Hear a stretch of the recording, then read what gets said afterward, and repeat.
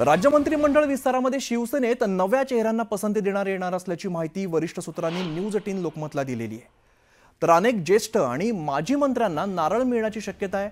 शिवसेनेमध्ये यंदा उदय सामंत, शंभूराज देसाई, दादा भुसे यांचं मंत्रिपद निश्चित असल्याची शक्यता वर्तवली जाते। तर नव्या चेहऱ्यांना भरत गोगावले, संजय शिरसाट, प्रताप सरनाईक, अर्जुन खोतकर, भावना गवळी तसंच मंगेश कुडाळकर आणि प्रकाश आबिटकर यांना मंत्रिपद मिळणार असल्याची माहिती सूत्रांकडून मिळते। तर गुलाबराव पाटील आणि तानाजी सावंत यांचं मंत्रिपद धोक्यात असल्याची शक्यता वर्तवली जाते।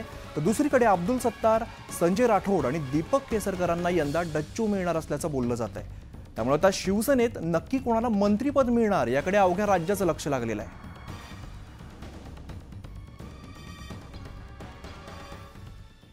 तर मंत्रिमंडळ विस्तार अखेर उद्या नागपुरामध्ये होणार असल्याचं स्पष्ट झाल्याची माहिती मिळते। यामध्येच आता मुख्यमंत्री देवेंद्र फडणवीस स्वतः संभाव्य मंत्र्यांना फोन करणार आहेत। मंत्रिमंडळ विस्ताराबाबत मुख्यमंत्री देवेंद्र फडणवीस स्वतः संभाव्य मंत्र्यांना फोन करून शपथविधी सोहळ्याला उपस्थित राहण्याच्या सूचना देणार आहेत। मुख्यमंत्री देवेंद्र फडणवीस ज्या संभाव्य मंत्र्यांना फोन करणार आहेत त्यांची संभाव्य यादी जी आहे ती आता समोर आली आहे। भाजपच्या संभाव्य मंत्र्यांच्या यादीमध्ये सुधीर मुनगंटीवार, चंद्रशेखर बावनकुळे, आशिष शेलार, अतुल सावे, गिरीश महाजन, सचिन कल्याण शेट्टी, गोपीचंद पडळकर, मंगल प्रभात लोढा, संजय कुटे, अतुल भातखळकर, नितेश राणे, समाधान अवताडे आणि माधुरी मिसाळ यांचं नाव असल्याचं समोर येत आहे। त्यामुळे आता भाजपामध्ये कोणाच्या गळ्यामध्ये मंत्रिपदाची माळ पडणार याकडे अवघ्या राज्याचं लक्ष आहे।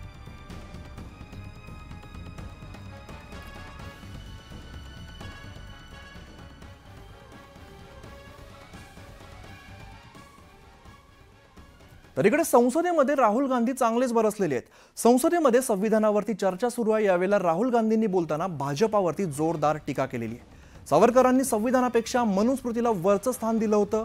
RSSने मनुस्मृतीला संविधानापेक्षा चांगलं ठरवल्याचा दावा राहुल गांधींनी केलाय। जसं द्रोणाचार्यांनी एकलव्याचा अंगठा कापला तसाच तुम्ही देशाचा अंगठा कापत आहात अशी टीका राहुल गांधींनी केलेली आहे। पेपर लीक, अग्निवीर योजना लागू करून देशातील तरुणांचे अंगठे कापले जावेत असं संविधानात लिहिलेलं नाहीये असं सुद्धा राहुल गांधी म्हणाले।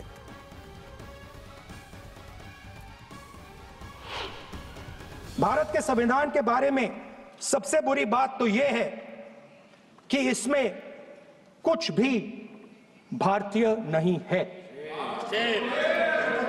भारत के संविधान के बारे में सबसे बुरी बात तो यह है कि इसमें कुछ भी भारतीय नहीं है। यह आपके नेता ने कहा था जिसकी आप पूजा करते हैं। हिंदुस्तान के युवा सुबह उठकर 4 बजे उठकर अलग अलग एग्जाम्स की तैयारी करते हैं। आपने देखा होगा पहले हजारों युवा सुबह उठकर रनिंग करते थे, वेट ट्रेनिंग करते थे आर्मी में जाने के लिए। जब आपने अग्निवीर लागू किया तो आपने उन युवाओं की उंगली काटी।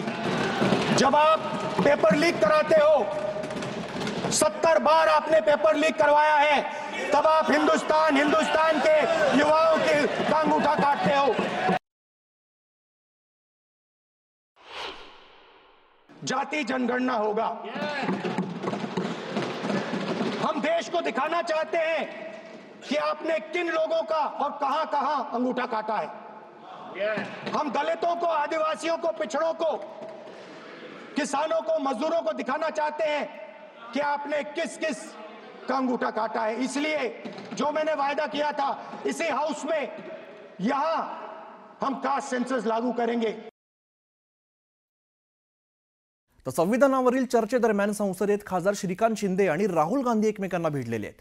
इंदिरा गांधींकडून सावरकरांचं कौतुक, मग तुमच्या आजी संविधान विरोधी होत्या का, श्रीकांत शिंदेंनी राहुल गांधींना सवाल केलेला आहे। त्यानंतर संसदेमध्ये गदारोळ झाला। विरोधकांनी जोरदार घोषणाबाजी केलेली आहे। सावरकरांनी ब्रिटिशांची माफी मागितली असं इंदिरा गांधींनी सांगितलं असं प्रत्युत्तर राहुल गांधींनी दिलंय।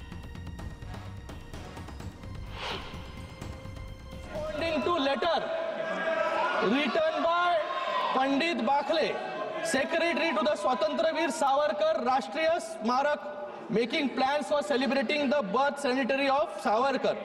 In her letter, Honorable Indira Gandhi ji, dated May 20, 1980, Indira Gandhi ji writes back to Barclay saying, I have received your letter of 8th May 1980. Veer Savarkar's daring defense of British government has its own importance in the annals of our freedom movement. I wish success to the plans to celebrate the birth centenary of the remarkable son of India. मैं आपसे पूछना चाहूंगा कि आपकी दादी भी संविधान विरोधी थी क्या? मेंबर ने पूछा कि इंदिरा गांधी जी की सावरकर पे क्या व्यू थी। मैंने ये सवाल एक बार इंदिरा गांधी जी से पूछा था। हाँ, जब मैं छोटा था मैंने पूछा था और उन्होंने बोला, इंदिरा गांधी जी ने बोला कि सावरकर जी कॉम्प्रोमाइज्ड विद the British, wrote a letter to the British and asked for forgiveness for the British. और उन्होंने बोला, इंदिरा गांधी जी ने बोला that गांधी जी जेल गए, नेहरू जी जेल गए और सावरकर जी ने माफी मांगी थी। ये इंदिरा गांधी जी की पोजीशन है।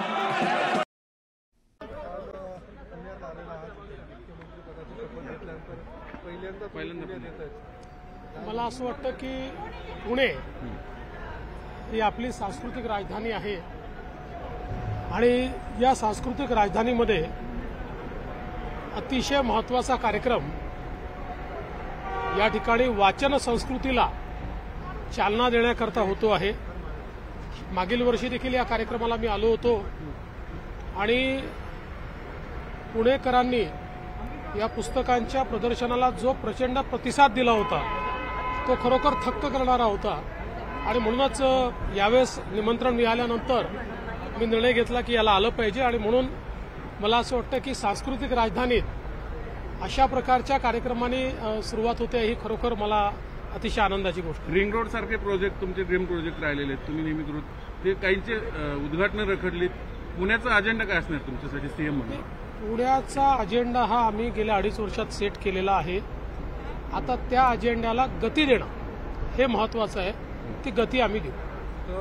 कालपासून दादरच्या हनुमान मंदिराचा मुद्दा पुढे आला होता, त्याला आता रेल्वेने सुद्धा स्थगिती दिलेली आहे, मात्र कायमस्वरूपी रद्द करावी अशा पद्धतीची मागणी तशी करू ना। त्यातनं असं आहे की माननीय न्यायालयाने मागच्या काळामध्ये निर्णय देऊन मंदिरांच्या कॅटेगरी केलेल्या आहेत आणि जुनी मंदिरं जी आहेत ती त्या कॅटेगरीप्रमाणे नियमित करता येतात। त्यामुळे रेल्वे प्रशासनाशी चर्चा करून त्या ठिकाणी आम्ही निश्चितपणे मार्ग काढू आणि त्यात जी काही नियमात आपल्याला तरतूद आहे त्यानुसार त्याचं नियमितीकरण करून घेऊ। हिंगोलीत काही फोटो समोर आले, त्याच्या चौकशीचे आदेश मी ऑलरेडी दिलेले आहेत। दुसरं पुण्याला पालकमंत्री, भाजपला पालकमंत्री हवा आहे पुण्यातून, तुमच्याच कार्यकर्त्यांची मागणी आहे, लवकरच तुम्हाला करणार की नाही? सगळी माहिती लवकरच देईल। पुण्याला पालकमंत्रीपद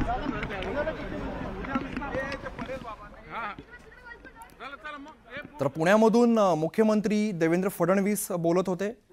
पुण्याच्या पुस्तकांच्या कार्यक्रमामध्ये त्यांनी भेट दिलेली आहे।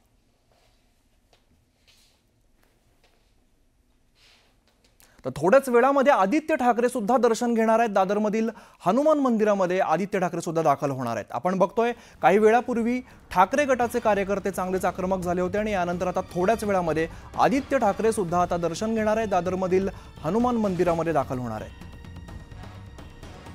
आपण बघतो कालपासून खरं तर हा विषय रंगतोय।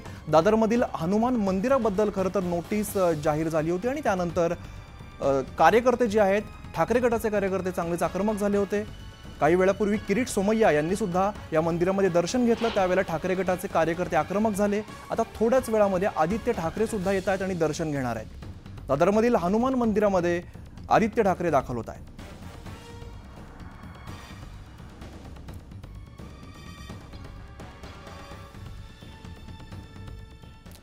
तर मुंबई भाजपाकडून मुंबई रस्ता घोटाळा प्रकरणात SIT चौकशी लावण्याची मागणी होते। यावरती प्रतिक्रिया देताना आदित्य ठाकरे यांनी निशाणा साधलेला आहे। मुंबईतील रस्त्यांच्या घोटाळ्याची चौकशी करा हीच आमची मागणी आहे, ती मागणी आता भाजप करतंय।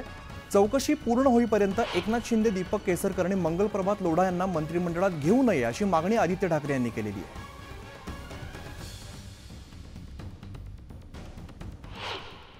फडणवीस साहेबांना खरोखर मुख्यमंत्री महोदयांना मौका आहे की जर त्यांना स्वच्छ सरकार त्यांचं चालवायचं असेल आणि सुरुवात ह्या स्वच्छ सरकारमधून करायची असेल तर एकनाथ शिंदे असतील, केसरकर असतील, लोढा असतील यांना मंत्रिमंडळातून बाजूला ठेवा चौकशी पूर्ण होईपर्यंत, आणि जोपर्यंत सिद्ध होत नाही की यांचा त्याच्यात हात नाही आणि कॉन्ट्रॅक्टरचा फायदा झाला नाही तोपर्यंत त्यांना मंत्रिमंडळातून बाहेर ठेवा. तर आणि तरच आम्ही मानू की वॉशिंग मशीनचं सरकार नाही.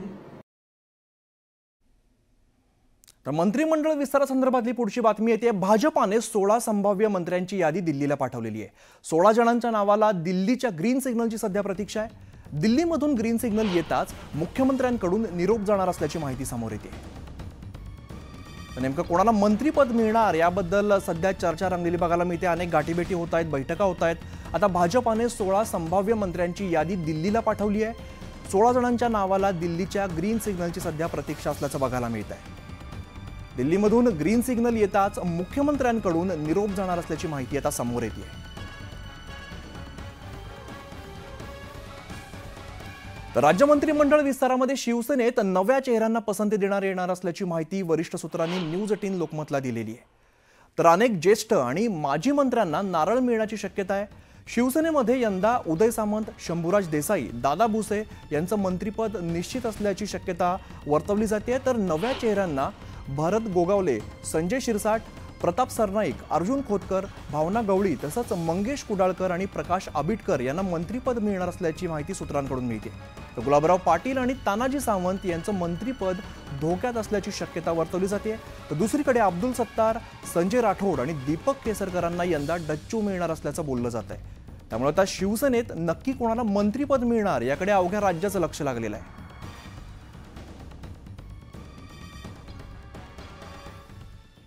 तर मंत्रिमंडळ विस्तार अखेर उद्या नागपुरामध्ये होणार असल्याचं स्पष्ट झाल्याची माहिती मिळते. यामध्येच आता मुख्यमंत्री देवेंद्र फडणवीस स्वतः संभाव्य मंत्र्यांना फोन करणार आहेत. मंत्रिमंडळ विस्ताराबाबत मुख्यमंत्री देवेंद्र फडणवीस स्वतः संभाव्य मंत्र्यांना फोन करून शपथविधी सोहळ्याला उपस्थित राहण्याच्या सूचना देणार आहेत. मुख्यमंत्री देवेंद्र फडणवीस ज्या संभाव्य मंत्र्यांना फोन करणार आहेत त्यांची संभाव्य यादी जी आहे ती आता समोर आली आहे. भाजपच्या संभाव्य मंत्र्यांच्या यादीमध्ये सुधीर मुनगंटीवार, चंद्रशेखर बावनकुळे, आशिष शेलार, अतुल सावे, गिरीश महाजन, सचिन कल्याण शेट्टी, गोपीचंद पडळकर, मंगल प्रभात लोढा, संजय कुटे, अतुल भातखळकर, नितेश राणे, समाधान अवताडे आणि माधुरी मिसाळ यांचं नाव असल्याचं समोर येत आहे. त्यामुळे आता भाजपामध्ये कोणाच्या गळ्यामध्ये मंत्रिपदाची माळ पडणार याकडे अवघ्या राज्याचं लक्ष आहे.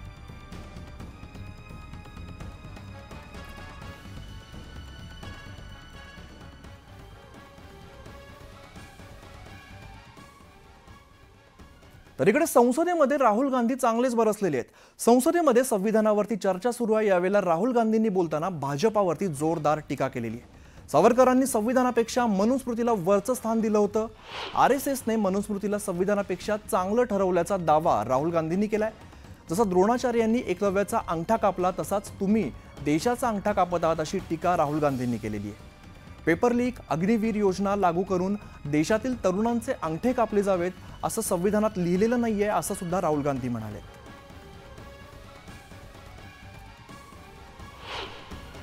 भारत के संविधान के बारे में सबसे बुरी बात तो यह है कि इसमें कुछ भी भारतीय नहीं है. भारत के संविधान के बारे में सबसे बुरी बात तो यह है कि इसमें कुछ भी भारतीय नहीं है. ये आपके नेता ने कहा था जिसकी आप पूजा करते हैं. हिंदुस्तान के युवा सुबह उठकर 4 बजे उठकर अलग अलग एग्जाम्स की तैयारी करते हैं. आपने देखा होगा